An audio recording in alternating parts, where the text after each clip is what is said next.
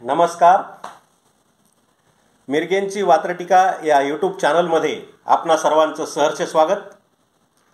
कालच्या प्रमाणेच त्याच विषयावर मी आज नवीन वात्रटिका आपल्यासमोर घेऊन आलो आहे. आणि खरं सांगायचं म्हणजे 97व्या अखिल भारतीय मराठी साहित्य संमेलनाचा आज दुसरा दिवस. या दुसऱ्या दिवशी मी तिथल्या कवी कट्ट्याच्या ग्रुपवर माझ्या वात्रटिका टाकल्या. अत्यंत सुंदर प्रतिक्रिया माझ्या वात्रटिकेला, कवीच्या मनातील व्यथा मी त्या ठिकाणी मांडली आणि अत्यंत सुंदर अशा प्रतिक्रिया मला कवी लोकांना दिलेल्या आहेत. काय होतंय की एक ठराविक लोकांची टोळी एखाद्या व्यवस्थेवर आक्रमण करते आणि कितीतरी दिवस त्यांचा तो पायंडा चालू राहतो. मग नव्या लोकांना संधी मिळणार कधी? नव्या लोकांनी पुढे यायचंच नाही का? नव्या लोकांनी त्यांची कला दाखवायचीच नाही का? त्यांची प्रतिभा लोकांसमोर मांडायचीच नाही का? का त्यांचं शोषण करता? किती दिवस तुम्हाला यायचं आहे तिथं गळ्यात शबनम अडकून आणि फ्रेंच कट पांढरी दाढी पुन्हा काळी करून? बास झालं ना आता. मीही ज्येष्ठ कवी आहे. मी कधी प्रसिद्धीच्या मागं लागलो नाही. मी कधी सरकारी खर्चावर संमेलनात माझी प्रतिभा सादर केली नाही. खूपच तुम्हाला कळवळा आहे मराठीच्या प्रसाराचा, तर स्वतः काहीतरी करा. सरकारी अनुदानावर नको, लोकांना पुढे येऊ द्या. थोडं नवीन चेहऱ्यांना संधी द्या. किती शोकांतिका आहे आज. किती 300-300 किलोमीटरवरून मुलं मुली आलेत हो. कुणी रेल्वेनं आलंय, कुणी जशी सोय होईल तसं आलंय. आणि त्यांची एवढी उपेक्षा. त्यांनी पैसे भरून त्यांना जेवण मिळे ना, तिथं पाणी मिळे ना, साधं किट भेटे ना. मला तसे अभिप्राय आलेत, मला तशा कमेंट आल्यात त्यांच्या की एवढी त्यांची गैरसोय आहे का? कशामुळे?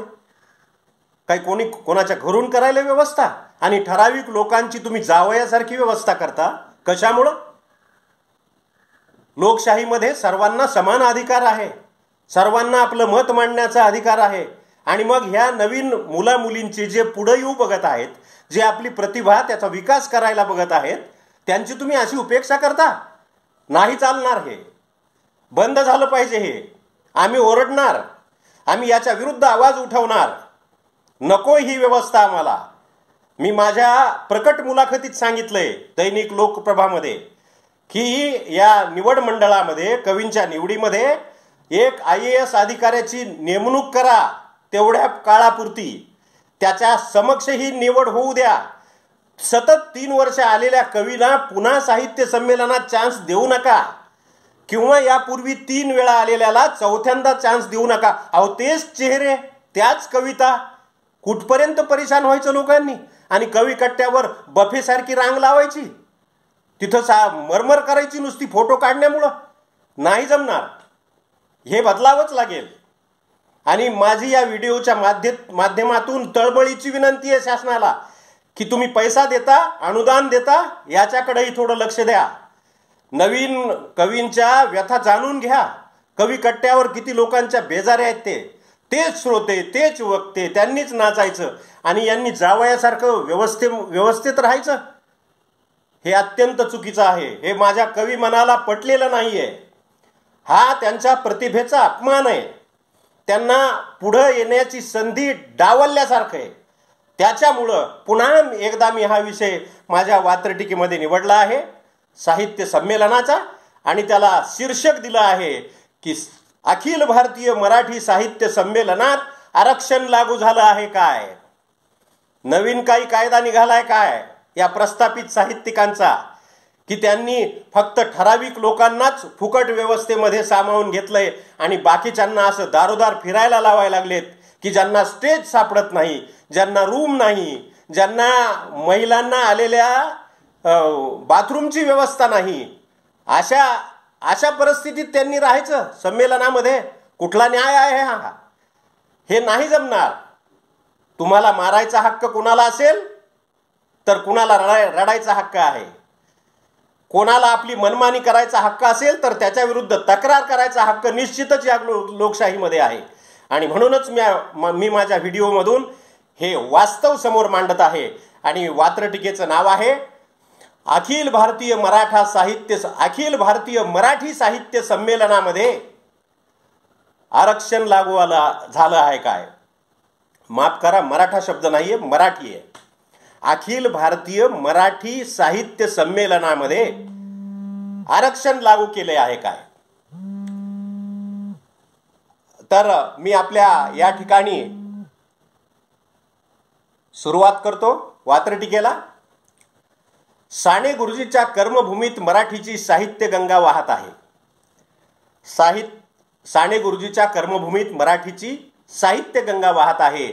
कवी असूनही कुणी फुकट तर कुणी पैसे देऊन राहत आहे. काय अन्याय हा!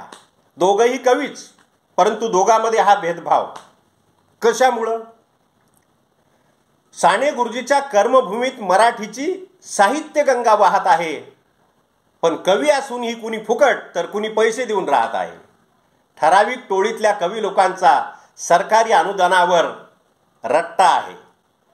ठराविक टोळीतल्या कवी लोकांचा सरकारी अनुदानावर रट्टा आहे आणि बाकी कवींच्या नशिबी मात्र खर्च करून कवी कट्टा आहे. बाकी कवींच्या नशिबी मात्र खर्च करून कवी कट्टा आहे. मुरलेल्या आणि बेरकी कवींचा असा चालाक डाव आहे. जे प्रस्थापित आहेत पहिल्यापासून ते नव्या लोकांना मेळ लागू देण्यात या ठिकाणी. मुरलेल्या आणि बेरकी कवींचा असा चालाक डाव आहे आणि खरा तो एकची धर्म म्हणत असा भेदभाव आहे.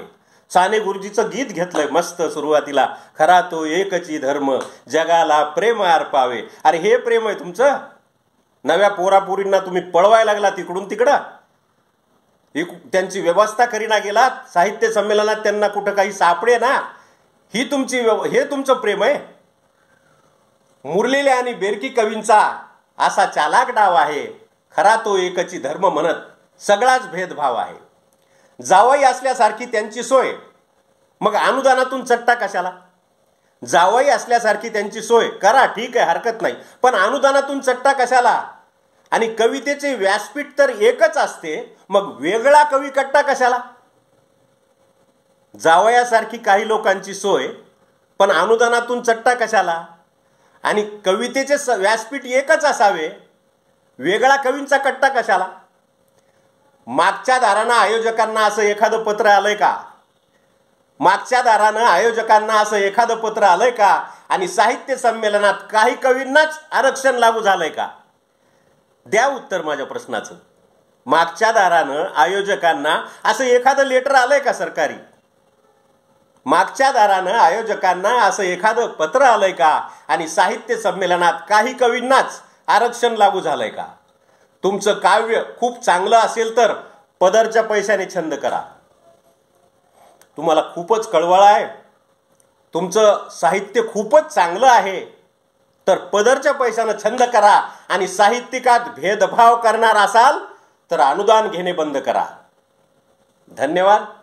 माझी वात्रटिका आपल्याला आवडली असेल तर माझ्या या यूट्यूब चॅनलला लाईक करा, शेअर करा, कमेंट करा. आवडली असेल तरीही करा, नसाल आवडलं तरीही करा, तुमचं मत नोंदवा. परंतु शांत राहू नका. माझ्या यूट्यूब चॅनलवर प्रतिक्रिया द्या, ही सर्वांना विनंती करून पुन्हा एकदा सर्वांचे आभार मानून मी आपली रजा घेतो.